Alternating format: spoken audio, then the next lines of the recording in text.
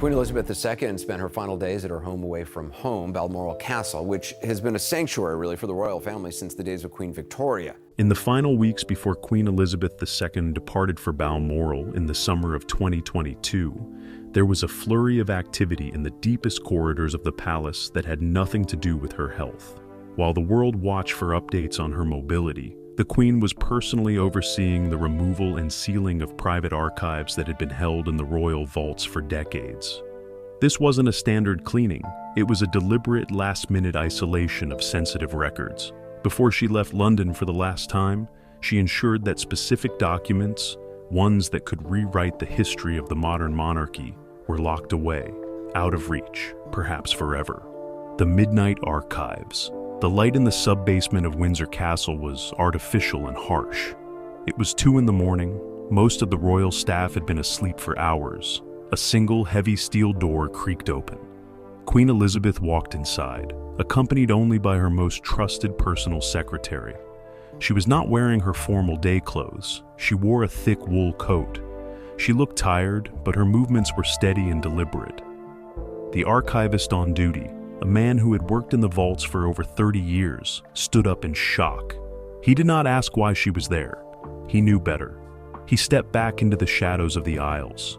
The Queen walked past rows of temperature-controlled cabinets. She did not stop until she reached the section labeled with the date range of 1970 to 1980. She spent 3 hours in that aisle. She pulled out dozens of small, black-bound ledgers. She moved with a purpose that felt almost like a cleanup operation.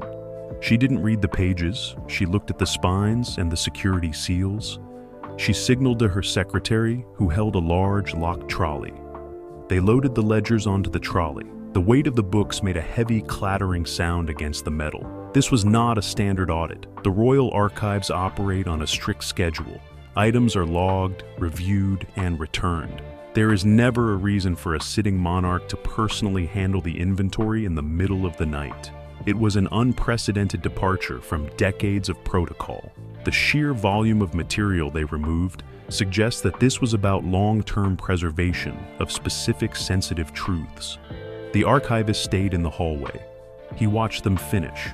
When the Queen finally emerged, she did not look at him. She looked at the trolley. She nodded once. That was the only acknowledgement he would ever receive of that night. They left the basement, and the steel door locked behind them with a final, heavy thud. The security logs for that date have since been purged. Why would the Queen take such a risk? She knew the palace was watched by cameras and monitored by security details. She knew that her staff would talk. She must have felt that the risk of leaving those documents in the General Archive was greater than the risk of being seen taking them. It tells us that what she removed was not just old history. It was information that could still hurt the institution today. We know from secondary reports that the ledger section she targeted contained correspondence from the decade of political upheaval. These were years when the Crown was forced to navigate the collapse of the empire and massive domestic unrest.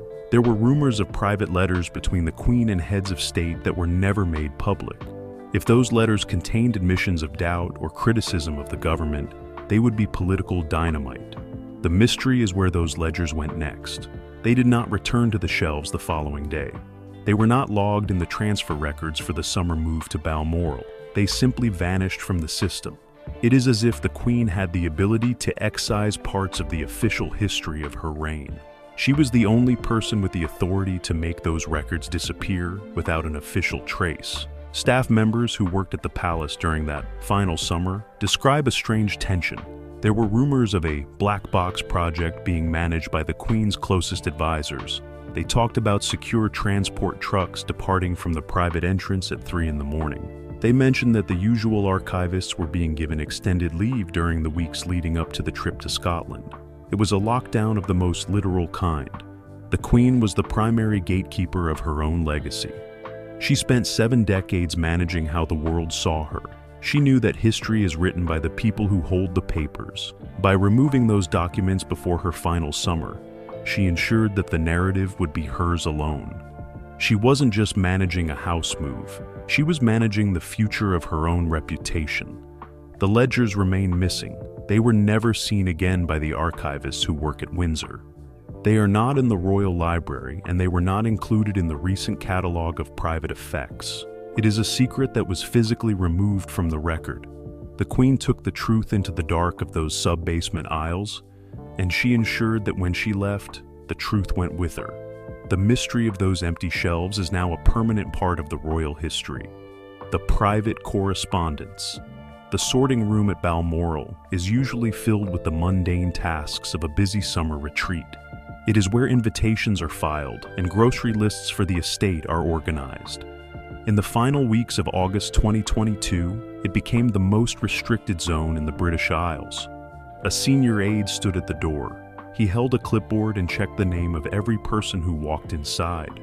No one was allowed to bring a phone or a camera into the room. Inside, the Queen spent her mornings with a small wooden desk pushed against the window.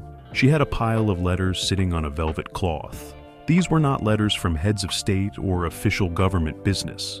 These were intimate, handwritten notes exchanged between the Queen and several controversial political figures who had been active between 1970 and 1985.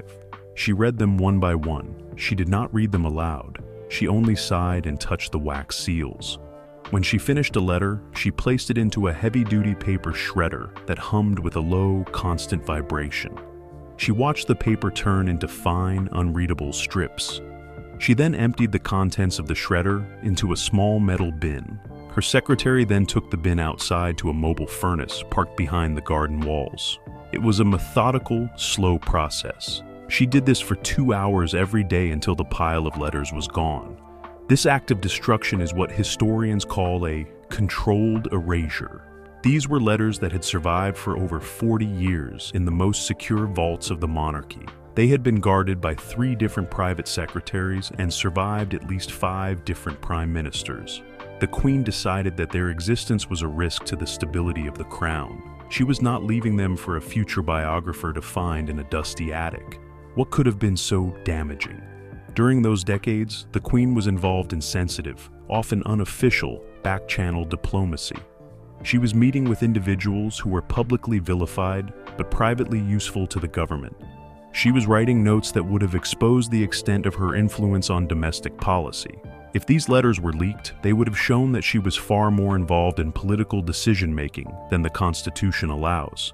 The mystery is why she waited until the very end to destroy them. She could have done this at any time in the last decade. It suggests that she had a change of heart about her legacy. She realized that the modern public has no patience for the nuance of 19th century style diplomacy. She knew they would judge her by 21st century standards. She decided to destroy the evidence before it could be used against her or her family. Staff members report that the Queen seemed relieved after the furnace cycle was finished each day. She walked with a lighter step. She spoke more freely at dinner. She had removed a weight that had been sitting in the royal vaults for a lifetime. She had regained control over her own story. She had ensured that the record would only reflect what she wanted the public to know about her work behind the scenes. This leaves a gap in the official archives that will never be filled. Future researchers will look at the index of the 1970s and see a strange, unexplained absence. They will see references to meetings and phone calls that resulted in no written record. They will never know the full depth of the Queen's political reach. She took the details of those conversations to the grave. The shredder at Balmoral was a tool of protection. She was protecting the image of a neutral, constitutional monarch. That is the only image that keeps the institution alive in the eyes of the people.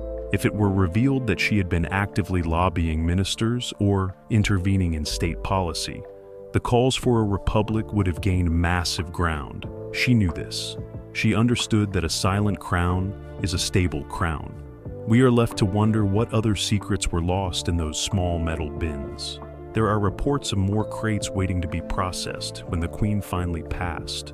The shredding was just the start of the final clearance. She was setting a precedent. She was telling the new generation that they too have the power to decide what history gets to keep. The era of the transparent monarchy ended in a furnace behind the walls of a Scottish estate. The directive to the keepers. The keeper of the privy purse arrived at Balmoral on a Tuesday morning. It was raining hard. The wind rattled the windows of the drawing room. The Queen sat by the fireplace with a small leather-bound notebook. She had been writing in it for weeks. She did not ask the keeper to sit down. She held the notebook out to him. She told him that these were her personal journals from the years 2010 to 2022. She pointed to the spine of the book. She had labeled it with a single word: private. She handed him a sealed envelope as well. The envelope contained a set of handwritten instructions.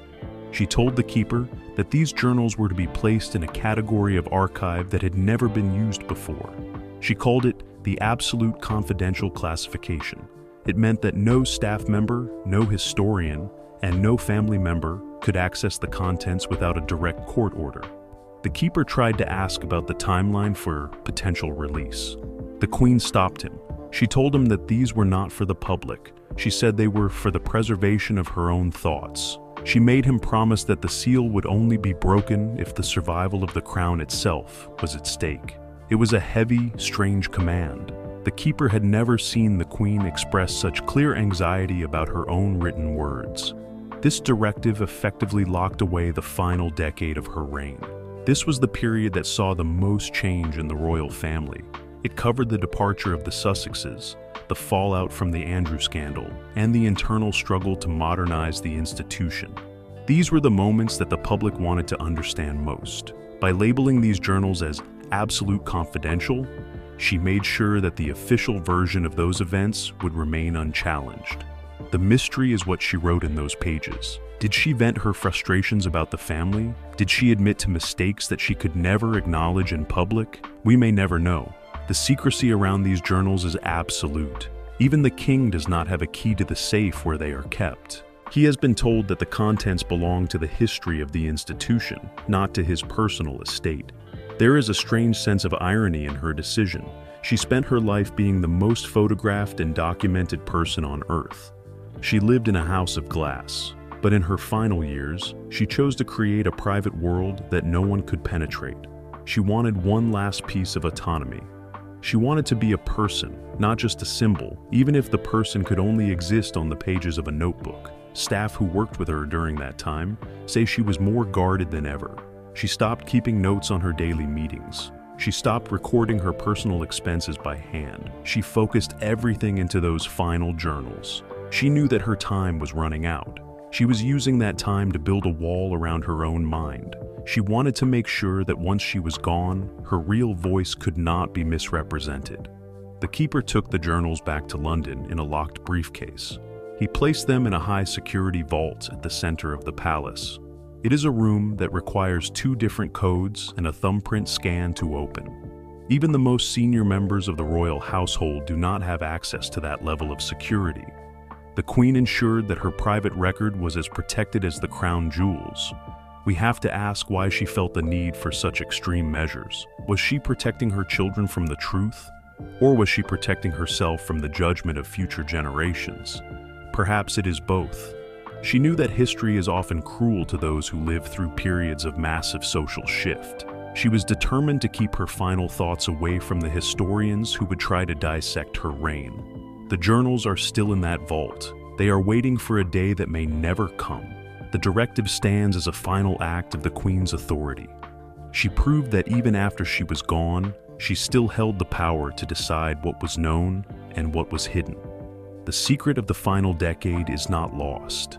It is simply being kept behind a door that even the king cannot open. It is a final, silent victory for a woman who lived her whole life in the spotlight. The mystery of the Balmoral boxes. The air in the Scottish Highlands was unusually heavy that August. A series of nondescript transport trucks rolled up the long, winding drive to Balmoral. They were unmarked. The drivers wore civilian clothing and did not stop at the main gate. They drove straight to the service entrance near the back of the estate.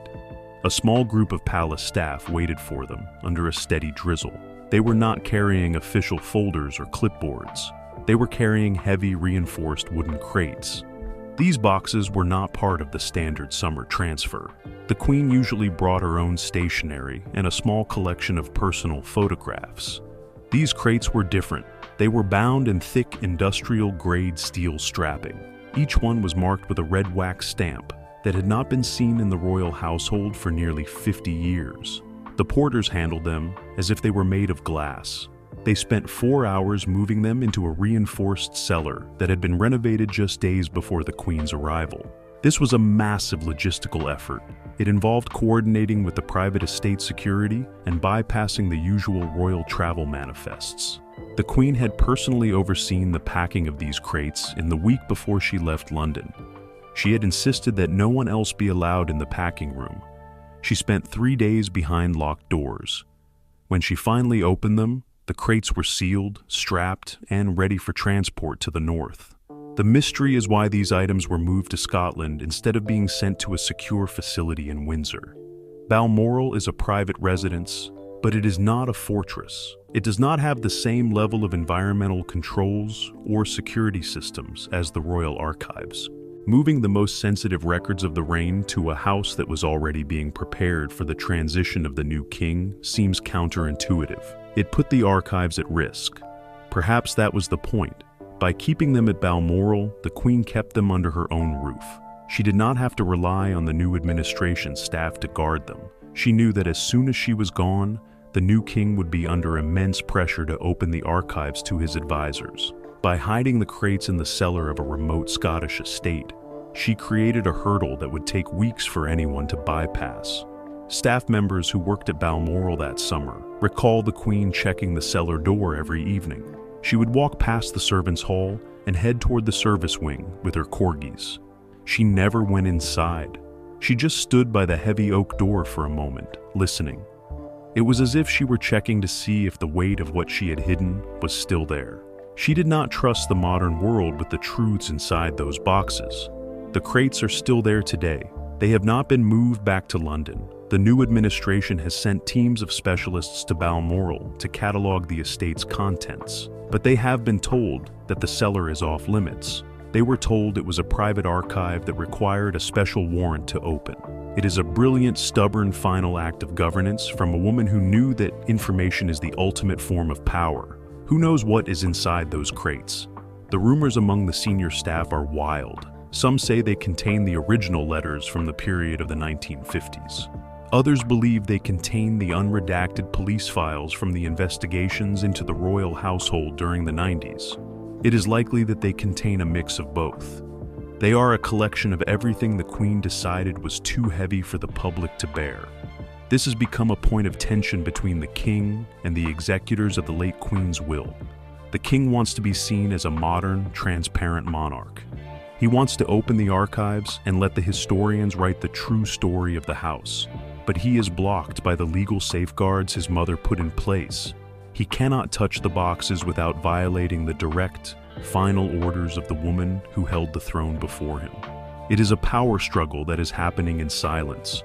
There are no public debates or press releases about the crates in the cellar. There is only the quiet reality that the most important documents of the 20th century are trapped in a basement in Scotland. The Queen did not just leave behind a legacy.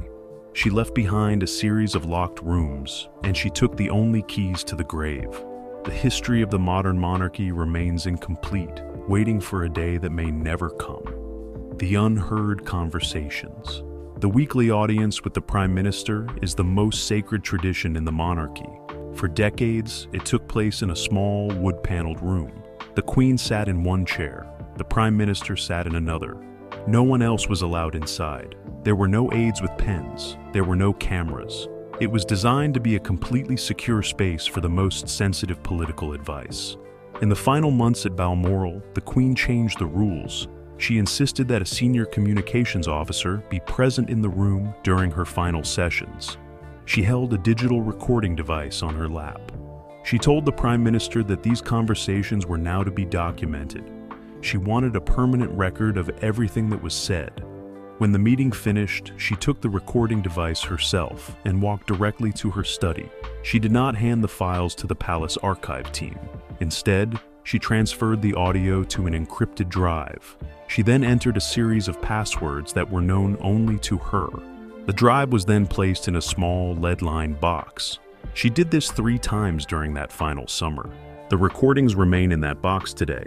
No one else knows the encryption key. They are effectively lost to the institution. This shift was a radical departure from her lifelong habit of total discretion. She had spent 70 years keeping those conversations secret. By recording them and encrypting them, she was acknowledging that the traditional trust between the monarch and the government was broken. She felt that the only way to protect her own perspective was to capture the truth in a form that could not be edited or denied. The mystery is what she was recording. Was she just summarizing the state of the nation, or was she trapping the Prime Minister in a candid admission of political instability? There is a theory that she used these final meetings to hold the government accountable for the decisions made during the transition. She wanted to ensure that the official record of her final days could not be rewritten by those who would succeed her. We spoke to a former staff member who witnessed the aftermath of the first recorded meeting. He said the Queen looked exhilarated when she left the room. She was holding the device like a weapon. She knew that she had captured something important. She had secured the truth in a way that no one could erase.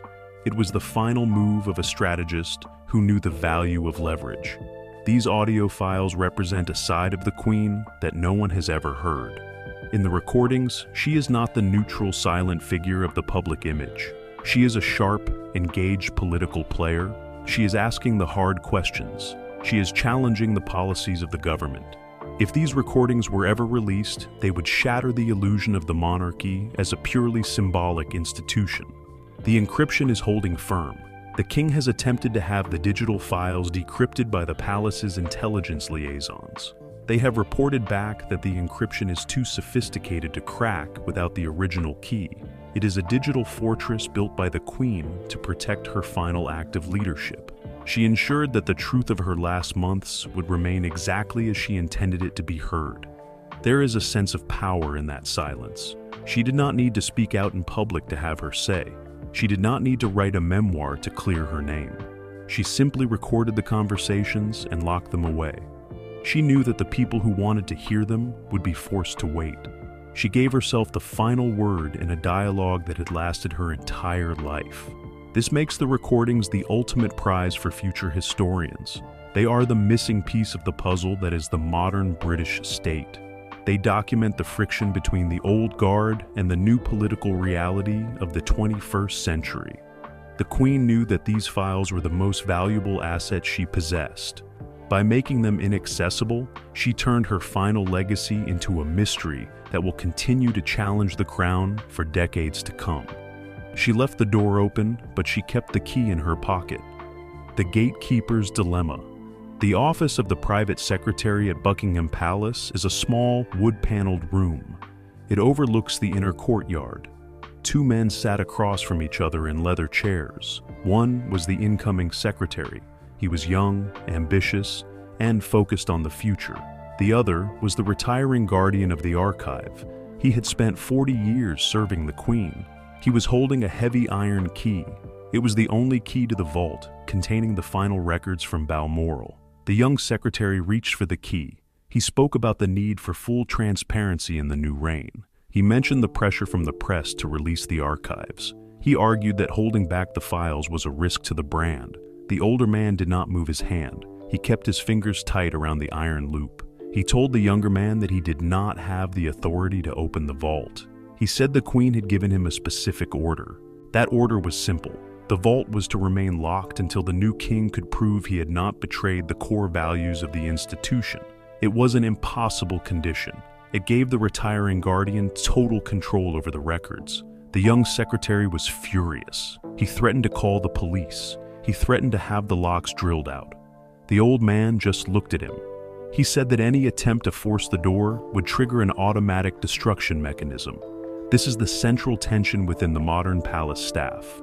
They are caught between two eras. They have the pressure of the new regime to modernize and expose everything, but they are bound by the ironclad instructions of the woman who held the power before. They know that if they listen to the king, they are defying the Queen's final wishes. If they listen to the Queen, they are undermining the authority of the current monarch. The mystery is whether the destruction mechanism is real or just a bluff. Nobody has dared to test it. The palace security team has analyzed the vault's sensors. They confirm that it is linked to a small, contained chemical tank. If the door is opened with the wrong key or a drill, It would incinerate everything inside. It is a terrifying level of protection. The queen did not just hide her secrets, she booby-trapped them. The gatekeepers are now in a state of paralysis. They don't know who to trust. They have divided into two factions. One group supports the king and wants the vault opened at any cost. The other group is loyal to the memory of the queen. They believe that the vault should stay closed forever.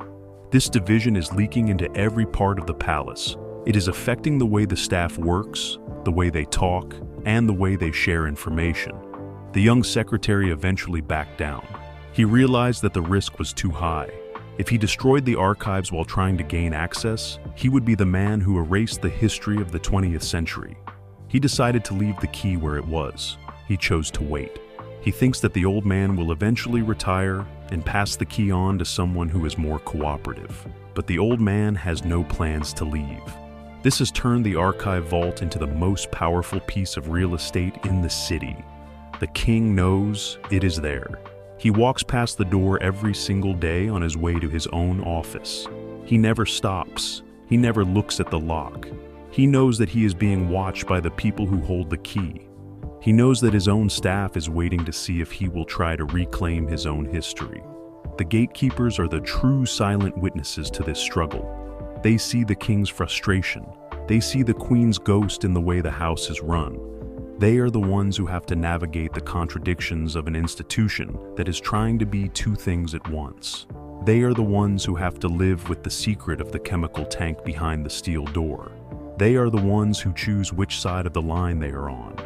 Everything comes back to that iron key. It represents the final boundary of the queen's power. She proved that she could control the future from the grave. She created a dilemma that no one has the courage to resolve. The new administration is stuck in a loop of hesitation. They have the throne, but they do not have the record. They have the power, but they do not have the truth. And as long as that vault is locked, the queen still rules from the shadows. Why she locked them away? The queen sat in her favorite chair at Balmoral on her final birthday. She was looking at a set of photographs from 1953. Her private secretary entered the room with a stack of new files from London. She did not take them. She waved her hand to dismiss him. She told him that she had seen enough of the past to know what needed to be hidden. That was the moment the final decision was made. She was not motivated by malice. She was motivated by a fierce protective instinct. She looked at her family and saw a fragile institution. She believed that the full truth of her reign would be used to tear that institution down. She saw the archives not as history, but as fuel for a fire that would consume everything she had built. She chose to pull the fuel away. She had spent 70 years absorbing the shocks of a changing world. She handled the scandals and the political crises with a steady hand. She knew exactly what the public could handle. She knew exactly which truths would be accepted and which would be weaponized.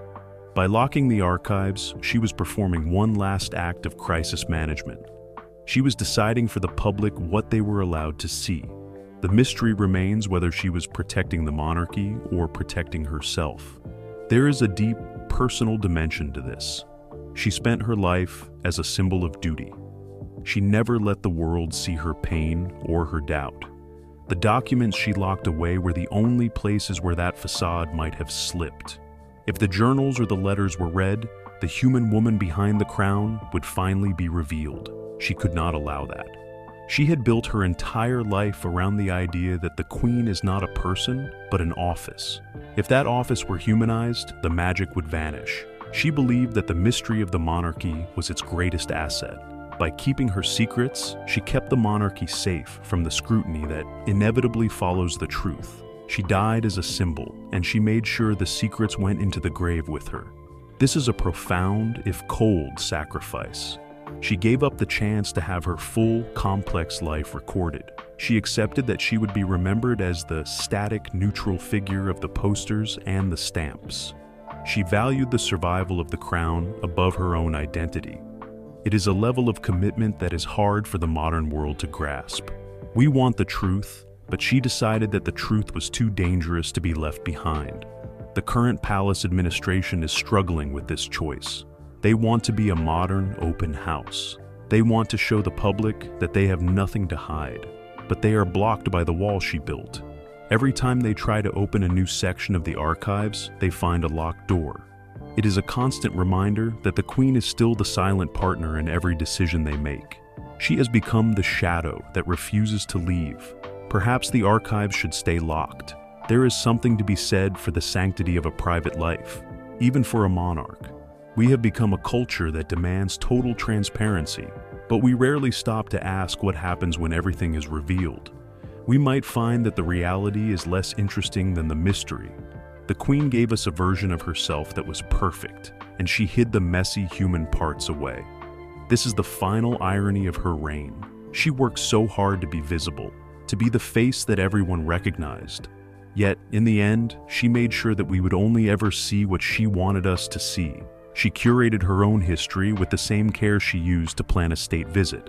She left us with a puzzle, knowing that the pieces were buried in a cellar in Scotland. She holds all the cards, even now. The vault remains closed.